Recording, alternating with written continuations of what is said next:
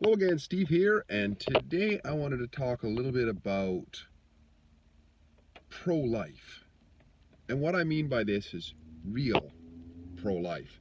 You know, a lot of times people get caught up in words, I think, and they'll use terms that are very narrow, and it's like there's some sort of, they're packaged up to mean something other than what they really mean. To me, when I say pro-life, I just say that I like life. I'm in favor of life. What it's normally mean it normally has something to do with abortion. I'm not talking about that. I actually somebody who I know was recently telling me that she's pro-choice, and I said that sounds like a great thing. I love choice as well, but obviously she was talking about one narrow aspect of what that was. So I'm gonna come at this from a bit of a theological approach, because I think that the whole theology thing is very, very interesting. I've done a few videos in the last while to do with this in terms of not approaching it from some sort of a book-learned approach, but trying to understand some of these old stories and what they might mean for us in the moment. And to me, I'm going to say that God, the concept of God, is a concept of life, right? Because it's like the spirit. When we respire, we breathe in, it's like a motion of life, right? And then conversely, the devil or the demons or whatever are death. And what this means, I think, you see, life is something that goes on, and it's creative, it's bursting forth, it's sustaining, it's producing, it's all of those things. Whereas death is kind of like this chiseling away to the point where there's no longer motion, no longer production. It's like this degrading aspect. And I think that when people talk about being possessed by the devil, it's like being so far gone into a degenerate cycle, like a death spiral, that there seems to be no return from it. It's like when somebody is seriously ill, they get into this point where it might be beyond hope. Like there's too much degradation in order to have a comeback. That's like sort of like the spiritual equivalent or the physical equivalent of being spiritually possessed by demons and forces that are not creative and not life-giving, if you will. So, and how this, I think, plays out in terms of ourselves, within ourselves, and our relationships with others, is the life side of it is this win-win concept, right? And freedom, of course, is win-win. Because freedom says that I have abilities, and therefore I can use those abilities to create value for myself, create value for others, and voluntarily exchange with people. So I'm not going to coerce somebody, because then I'm chiseling away at their freedoms, right?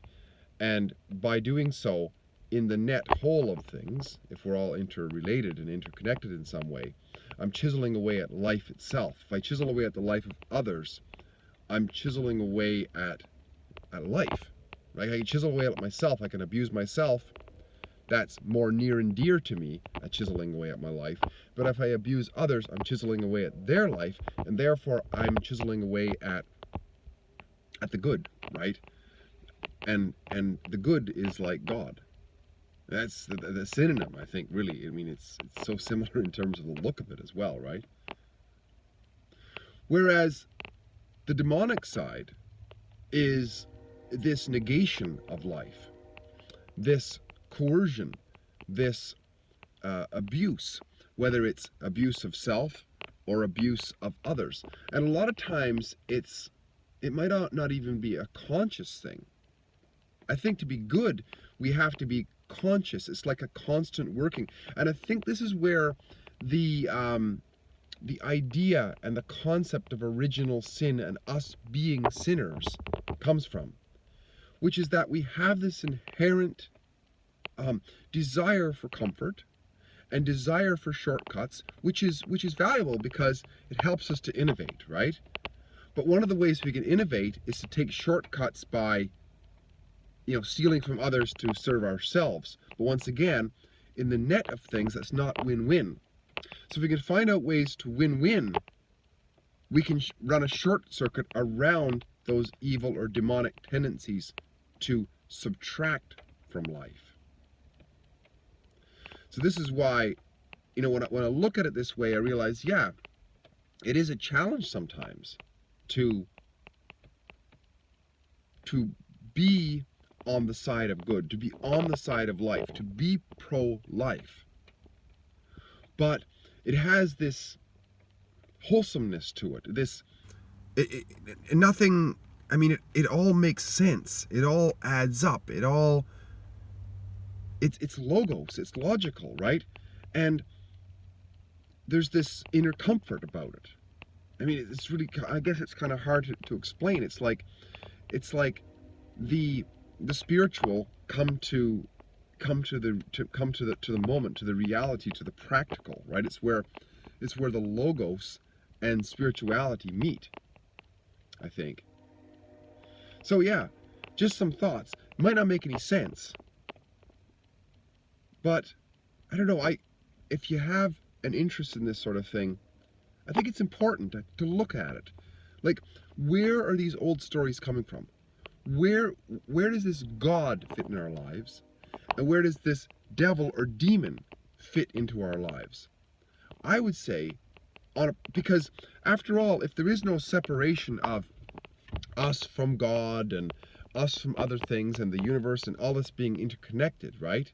You and I right now are connected in a way through this device, but nevertheless through some sort of a practical, measurable, energetic device, broadcast system, we are connected in some way.